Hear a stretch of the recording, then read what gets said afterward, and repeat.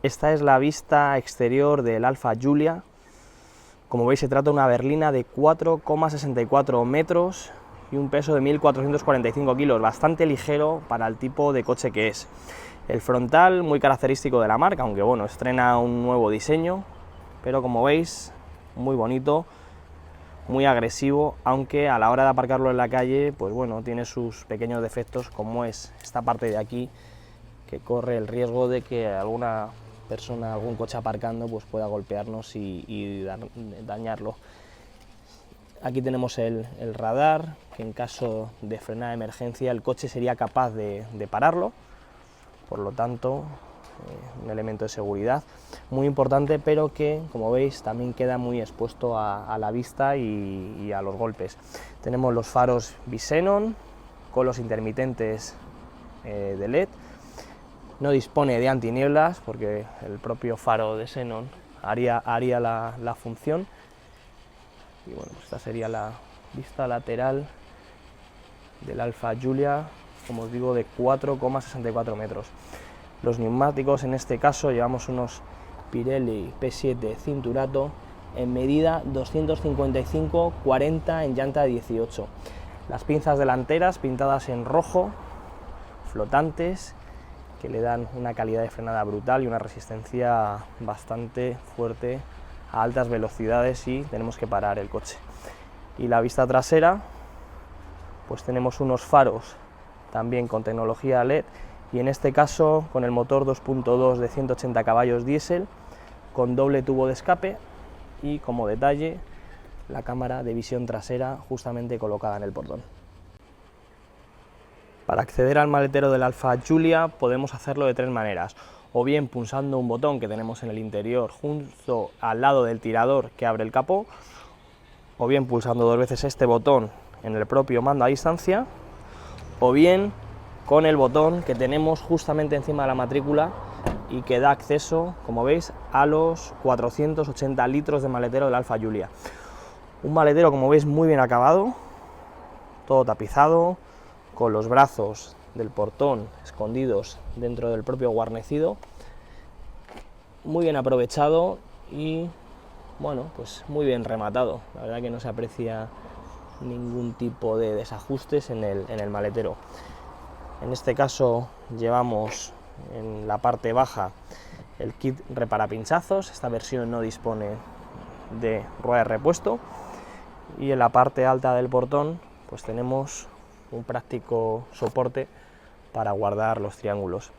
La única pega que nos encontramos es que a la hora de cerrar el propio portón suena un poquito a chapa, que como veis, si pulsamos aquí, apretamos, tiene chapa, que bueno, no es malo, de cara al oído y a la vista no queda atractivo y no suena bien, pero de cara al comportamiento del coche, esto hace que sea mucho más ligero, un portón mucho más ligero, y hace que el coche pues al final pese menos y el comportamiento sea mejor, incluso el consumo pues quede bastante reducido. El utilizar una chapa muy fina y muy ligera para aligerar principalmente la zona alta de la parte trasera del Giulia, para hacerlo dinámicamente mucho mejor.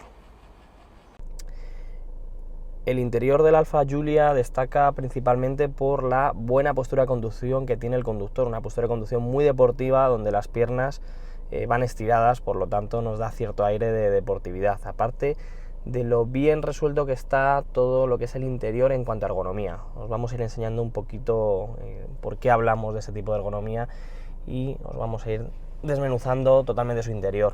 En la puerta izquierda nos encontramos el panel, que sí que es cierto que bueno, va tapizado en un plástico blando, pero con una base dura. Esto, bueno, pues sí que es cierto que los paneles de las puertas podían haber sido un poquito mejores, sobre todo en la parte baja de la puerta, esta parte de aquí, que es un plástico duro, al igual que esto de aquí. Como veis, incluso tiene otro tipo de material, es un material con un poquito más de grano en esta parte de aquí y aquí un poquito menos, por lo tanto, incluso a la vista no queda lo que viene siendo atractivo.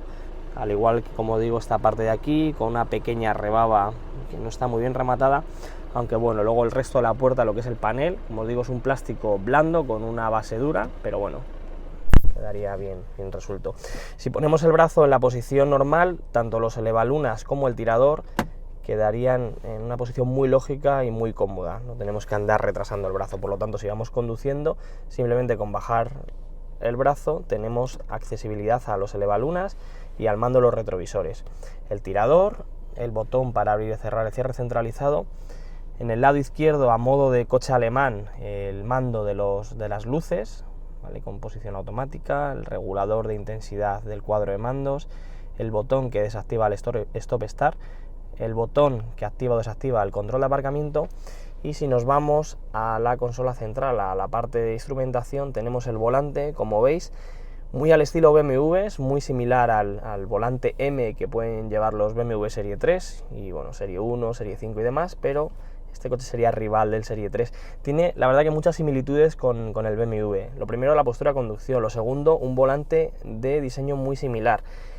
El tacto de la palanca de cambio también es muy similar al de BMW, incluso la inserción de la marcha atrás se hace también igual que en el Serie 3, o sea, tirando hacia la izquierda del todo y echando hacia adelante. Por lo tanto, tiene muchas similitudes con el BMW Serie 3. Volviendo al volante, tenemos un volante muy atractivo con un grosor ideal, con un volante cosido muy bien rematado, muy atractivo, y con los mandos, bueno, pues como veis, el de arrancar el motor, que lo llevamos en el propio volante, el sistema de audio, el control de velocidad, por lo tanto queda muy bien resuelto. Las palancas de los intermitentes y los limpiaparabrisas son de nuevo diseño también, y el funcionamiento, bueno, pues como en cualquier otro coche. Lo que pasa es que sí que es cierto que ponemos el lado izquierdo, para quitarlo, a diferencia de otros modelos que con pulsar aquí abajo a la izquierda en el mismo sentido vuelve a quitarse, en este caso tenemos que pulsar al derecho. Si por ejemplo no nos hemos dado cuenta, vamos con el intermitente izquierdo, giramos a la izquierda, no oímos el ruidito y lo vamos a quitar, sin querer vamos a pulsar el derecho. Esto circulando pues conlleva que de vez en cuando llevemos el intermitente izquierdo y sin querer pongamos el derecho. Eso es una de las cosas que, bueno, pues no están muy bien resueltas y que hay que acostumbrarse. Aquí tenemos la temperatura del motor, el cuenta revoluciones, la capacidad del depósito de combustible y la pantalla del ordenador de a bordo, que se controla con un botón que tenemos aquí. Es muy sencillo, pero el botón lo tenemos aquí situado.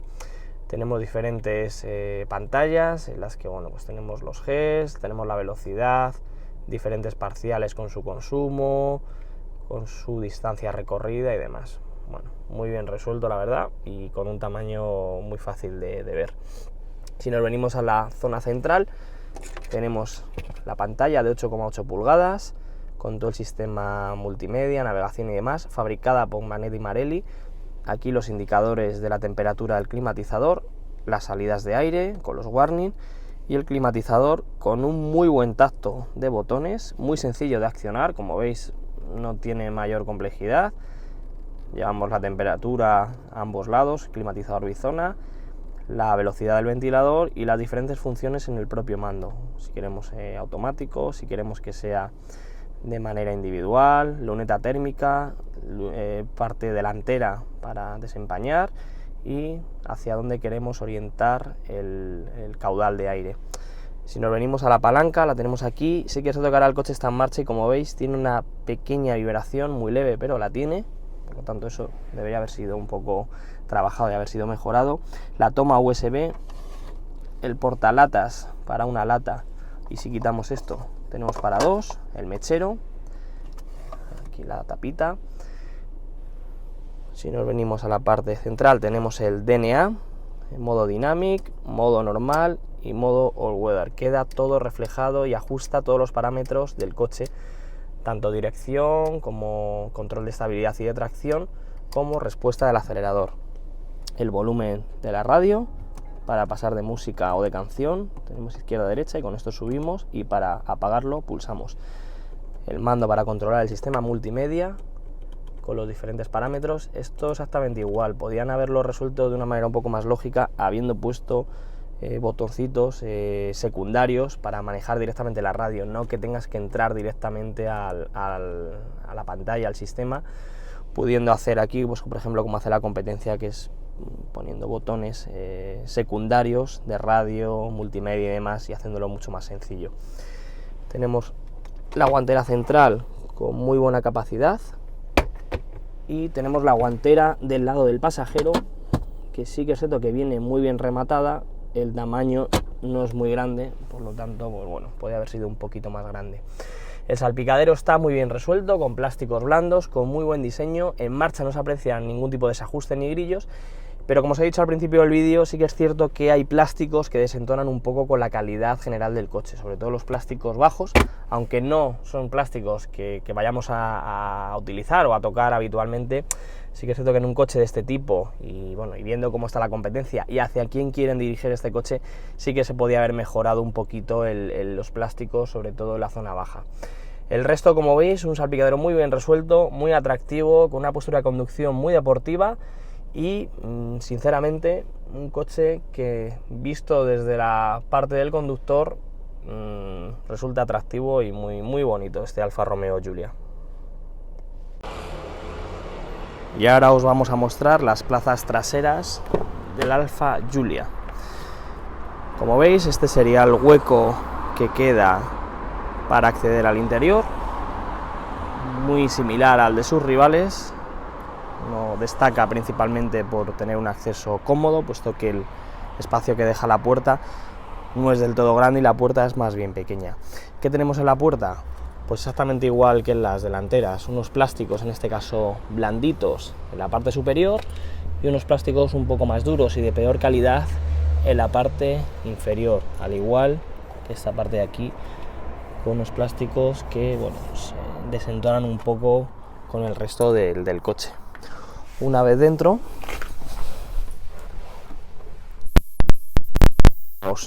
de respaldo de los asientos delanteros de plástico duro con redecillas para llevar mapas o lo que queramos, una toma USB en la consola central junto con dos salidas de aire, y una vez dentro, el espacio tanto de los pies, esta es la postura que llevo yo en la conducción en el asiento delantero, me queda espacio y puedo meter los pies debajo del asiento. Tenemos muy buen espacio para las piernas, muy buen espacio para el techo, para no golpear con la cabeza, y podríamos decir que respecto a, por ejemplo, un Mercedes clase C o un BMW Serie 3, el espacio en las plazas traseras es más grande.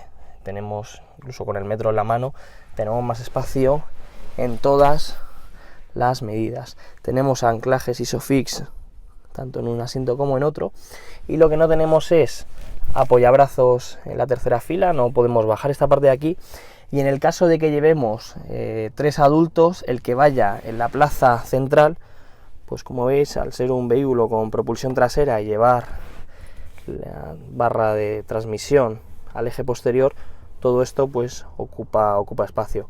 Por lo tanto, podríamos estar hablando de que 4 personas viajarán cómodamente y una tercera persona, o sea, 5 personas viajarán un poco más incómoda, puesto que, como os digo, tenemos poco espacio para los pies, el asiento central es más duro y la anchura total para ir 3 personas atrás se vuelve un poquito estrecha.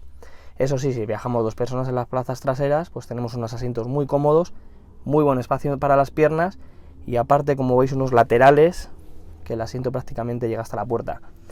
También tenemos un plafón en las plazas traseras de LED con luces independientes por si queremos ir leyendo mapas y demás.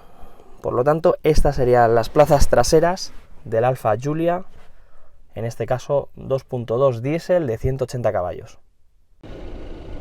Para abrir el capó del Alfa Giulia, tiramos del tirador y nos vamos a la parte delantera.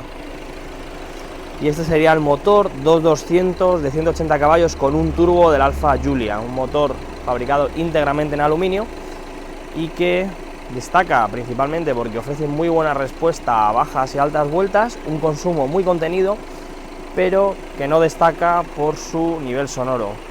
Ahora tenemos el capó abierto, por lo tanto sonará más, pero incluso con el capó cerrado en marcha el motor es algo más rumoroso que los coches de la competencia, tiene un pelín más, es un poquito más tosco y un poco más rumoroso. El trabajo que se ha hecho para aislarlo es bastante bueno, pero no consigue el objetivo de ser un motor silencioso. ¿Qué ha hecho la marca para aislarlo? Pues bueno, tenemos el capó con clásica tela aislante de sonido. El propio motor va cubierto con esta tapa de aquí, que también a su vez vamos a quitarla para que lo veáis, es aislante. Tenemos tela y luego aparte tenemos otro material aislante, este de aquí, que es como una especie de goma también para aislar. Por lo tanto, si le quitamos todo, pues bueno, pues el motor es bastante más rumoroso. Aquí tenéis la rampa de inyectores del sistema Common Rail. Aquí tenemos el turbo, tenemos todos los elementos, el filtro del aire, el líquido de lavaparabrisa lo tenemos en este lado de aquí, el líquido refrigerante. Y como veis, el motor va colocado en una posición muy lógica en este tipo de coches y donde tiene que ir realmente un motor, que es, tenemos el eje central de la rueda y va colocado justamente por detrás del eje para mejorar el comportamiento y el reparto de pesos. Como veis, el resto del motor está muy bien trabajado, están muy bien todos los cables aislados con su canutillo de plástico para evitar posibles o futuras averías. Y bueno, pues es un motor que, pese a ser un poco más rumoroso, un poco más tosco que la competencia, como digo, funciona bastante bien. También, como veis, tenemos unas barras de torretas que salen de la propia torreta y se unen en la parte central del coche. Y bueno, pues este sería el motor del Alfa Giulia. Para ver el aceite, otra de las cosas que bueno, no está muy accesible es la varilla, que la llevamos en este lado de aquí, como veis, de color amarillo como en el resto de coche, pero que va colocada en un lateral que, si no tenemos buena luz, si pretendemos mirar el aceite de noche, aunque lo suyo sería hacerlo de día, pues nos puede costar bastante meter la varilla en el agujerito. Como veis, la llevamos allá abajo. Bueno, pues este es el motor del Alfa Giulia 2.2 de 180 caballos. La ergonomía en marcha, como os he comentado, en parado del coche, es bastante buena. Yo ahora voy sentado en una posición muy bajita y voy a ir moviendo los brazos, ¿vale? Para que veáis cómo con muy poco que movamos el brazo tenemos todo a mano. Por ejemplo, la palanca de cambios, con un movimiento muy natural podemos insertar marchas, como veis, no hace falta retrasar el brazo ni nada, lo tenemos todo muy a mano. La dirección tiene un volante con un radio pequeñito, más bien tirando a finito, pero ideal para poderlo agarrar y que no se nos resbale. Por ejemplo, si queremos poner la temperatura del climatizador, simplemente dejamos caer prácticamente el brazo desde la posición del volante y en este caso tenemos la rueda de la temperatura del lado del conductor, pero si queremos ir al lado del pasajero simplemente tenemos que hacer esto. Por lo tanto, como veis, tenemos una posición muy natural. ¿Que queremos bajar una ventanilla? Tenemos la mano izquierda y exactamente igual, con dejarla caer tenemos dos cerraduras accesibles tanto del conductor como del pasajero trasero. Del lado izquierdo lo voy a bajar porque llevamos la cámara y si no se nos va a caer, que casi la lío. Y lo tenemos, como veis, muy accesible. Para abrir la puerta, en caso de que nos queramos bajar, ahora en marcha no, porque vamos circulando y la podemos liar, exactamente lo mismo. Dejamos caer prácticamente la mano y tenemos el tirador. Por lo tanto, todo queda muy accesible. El sistema multimedia pasaría exactamente lo mismo. Posición de mano y esta sería la posición natural que haríamos para cambiar, por ejemplo, de emisora en el caso de que queramos utilizar la pantalla del sistema multimedia. Por lo tanto, la ergonomía de este Alfa Giulia está muy trabajada, muy bien pensada y sobre todo hecha para que la conducción, nos centremos prácticamente en la conducción. Al final, un coche tiene que ser así, tiene que ser un coche en el que te subas y tengas todo de manera, todo a mano, todo colocado, para centrarte exclusivamente en la conducción y que, por ejemplo, el tener que cambiar una emisora de radio o tener que cambiar la temperatura del climatizador no se convierta en una maniobra peligrosa y que nos reste segundos en la conducción que pueden conllevar que al final tengamos un accidente. Por lo tanto, la ergonomía de este Alfa Giulia es bastante buena. Nos encontramos subidos en el Alfa Giulia 2.2 diésel de 180 caballos. Ahora mismo vamos circulando por ciudad, un recorrido urbano, y el coche resulta muy agradable. Sentados en el puesto conductor, ¿qué nos encontramos? Pues bueno, pues un cuadro de mandos todo muy orientado hacia el conductor, la palanca de cambios con recorridos muy cortitos, aunque un pelín dura, muy al estilo de, por ejemplo, el BMW Serie 3, en esto guarda una gran similitud, y la postura de conducción, como os conté enseñándoos el interior, muy bajito, por lo tanto muy deportivo, con las piernas estiradas y con los retrovisores colocados en una posición muy lógica y muy a la vista. En cuanto giramos un poquito la vista, incluso sin girar la cabeza, tenemos a la vista los retrovisores, que en este caso son de muy buen tamaño, no disponen de espejo angular para el tema del ángulo muerto, pero disponemos de un avisador con una serie de luces, tanto en un retrovisor como en otro, que nos indican si tenemos un vehículo en el ángulo muerto. La dirección en ciudad presenta muy buen tacto, un tacto muy blandito, muy cómodo, que según vamos aumentando la velocidad, la dirección se va endureciendo. ¿Qué pega nos encontramos en la dirección del Alfa Giulia? Pues que filtra en exceso las irregularidades del terreno. Es cierto que en un coche de este tipo, con un tacto tan deportivo como es el Alfa Giulia y que pretende ser una berlina de emociones y de tacto deportivo, necesitaríamos que la dirección transmitiera un poquito más al conductor, cosa que no llega a conseguir. No es que sea mala, no es que sea poco precisa, pero le falta un poquito de comunicación con el conductor. Las vueltas de volante no llega a 2,5, por lo tanto es una dirección muy directa, muy precisa, pero como os digo, le falta un pelín de que transmita un poquito más al conductor.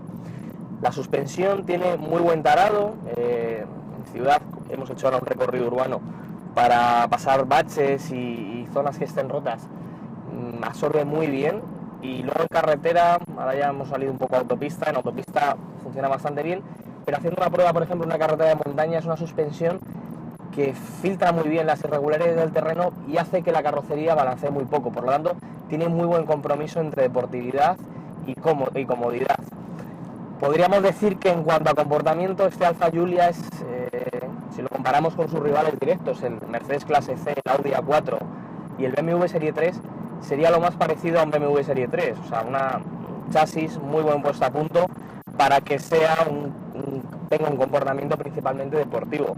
El Serie 3 de nueva generación guarda muy buen compromiso, como pasa con este Alfa Giulia, entre comodidad y deportividad, cosa que las anteriores generaciones pues sacrificaba posiblemente un poquito el confort por ofrecer mayor deportividad.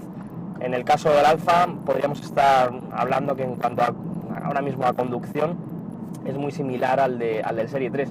Incluso la postura de conducción, con la posición de la palanca en la misma posición, el tacto incluso de frenos, en este caso al límite, tiene mejor tacto de frenada este Alfa Giulia con las pinzas flotantes que llevamos en el tren delantero. Tiene muy buen tacto de frenos, y aparte, si nos metemos en una carretera de montaña y pretendemos realizar frenadas bruscas, frenadas justamente antes de llegar a la curva, el coche vamos a ver cómo es capaz de frenar, cómo es capaz de detenerlo sin ningún tipo de sofoco en el equipo de frenos. Por lo tanto, tiene unos frenos realmente que, para ser el tipo de coche que es unos frenos, unas pinzas flotantes realmente buenas. La dirección, como os digo, es la única pega que posiblemente podríamos poner a un tren de rodaje muy deportivo, un tren de rodaje muy buen puesto a punto, y un tren de rodaje que transmite muy bien la deportividad que ha querido dar la marca a este coche. Ahora vamos circulando por una vía rápida, una autopista en la que la velocidad está limitada a 120 km por hora.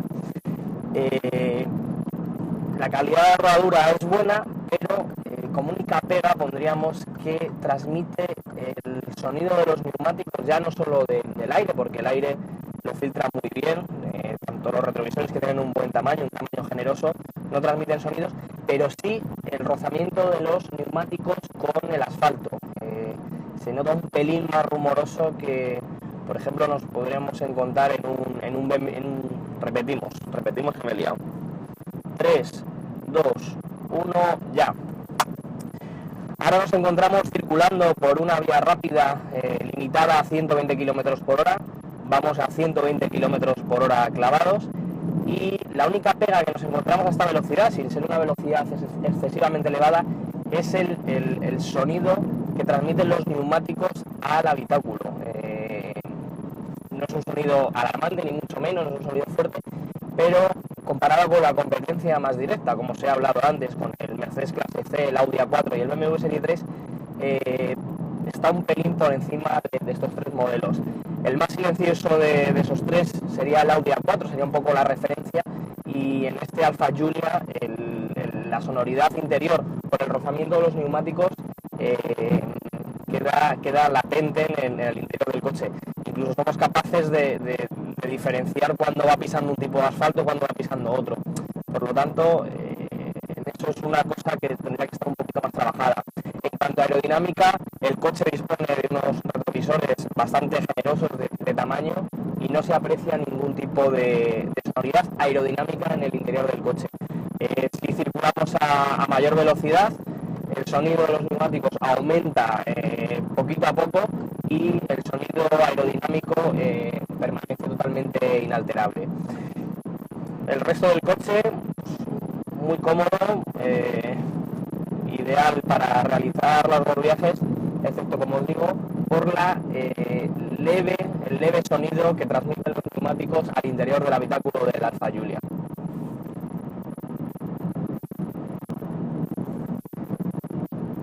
El motor 2.2 diésel de 180 caballos del Alfa Giulia, no os voy a decir lo que homologa porque ahora mismo no me acuerdo, de consumo medio me refiero, pero ahora mismo vamos circulando, no hemos reseteado el parcial en 220 kilómetros y el consumo que me marca ahora mismo es de 6,3 litros. Hemos estado haciendo casi todos los recorridos combinados, autopista, carreteras de montaña y ciudad, y el consumo que os he comentado es realmente bajo. Si pretendemos hacerle consumos, lo primero que tenemos que hacer es ponerle, por ejemplo, en el DNA el modo all-weather o el modo normal en el que vamos ahora, y conseguiremos que el acelerador tenga un tacto mucho más esponjoso para que no se nos vaya el pie y el coche consuma un poquito más. En ese modo podemos estar hablando de consumos en torno a los 5,4, 5,7 litros, nos podemos estar moviendo en ese área de consumo a una velocidad de unos 120, 130 km por hora, que es un consumo realmente bueno para las prestaciones que ofrece este motor. Si queremos practicar una conducción deportiva, tan solo tenemos que pulsar el DNA en modo D, y ahora, simplemente habiéndolo pulsado, yo noto ya como el acelerador se vuelve mucho más directo, la dirección eléctrica mucho más dura y el coche se configura en modo, por así decirlo, deportivo. En este caso no hay aumento de potencia, no hay aumento de par, pero sí que el acelerador, al tener un tacto mucho más directo, el consumo puede que se nos dispare. En conducción deportiva hemos estado sacando unos consumos de unos 8,5 o 9 litros. Y conducción deportiva con este coche es un consumo realmente bueno para tratarse de un coche con 180 caballos, pero nos podemos estar moviendo, ya os digo, en consumos medios reales de unos 6,5 litros, que es bastante bueno para el tamaño del coche